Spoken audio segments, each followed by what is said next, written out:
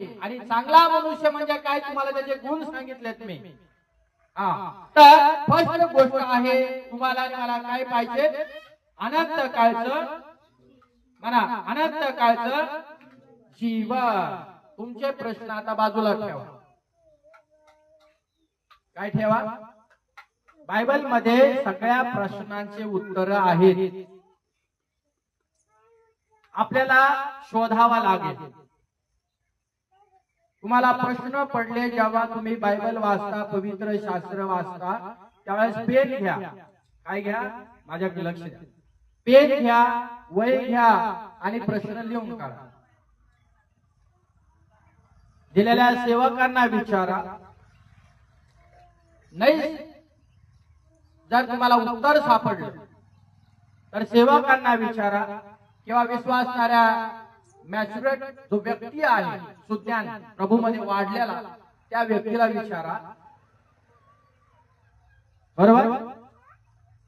जर तुम्हाला उत्तर मिळालं तर देवाला धन्यवाद, नाही तर तुमच्या आणि माझ्या सगळ्या कोड्यांचे उत्तर बायबल मध्ये दिलेले आहे. प्रत्येक प्रश्नाचं उत्तर तुम्हाला कुठं सापडेल? जगामध्ये सगळे प्रश्न धरा, कुठं उत्तर सापडणार त्याचं? कारण सुरुवात आणि शेवट तो अल्फा आणि ओमेगा.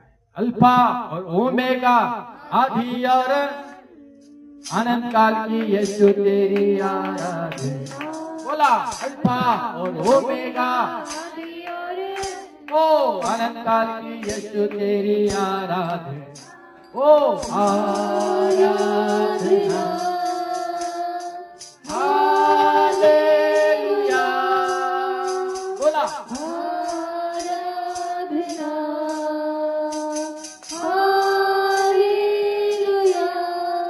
तर तुमच्याकडे माझ्याकडे जगी ज्ञान किती असेल त्याचा इथं उपयोग होणार नाही.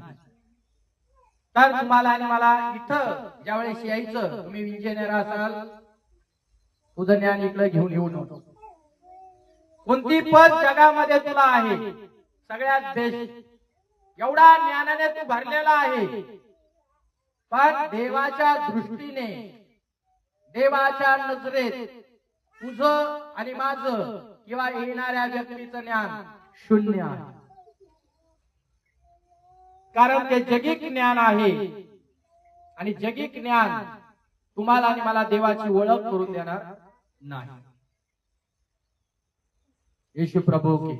यासाठी तुम्हाला आणि मला जगिक ज्ञान बाजूला ठेवायचं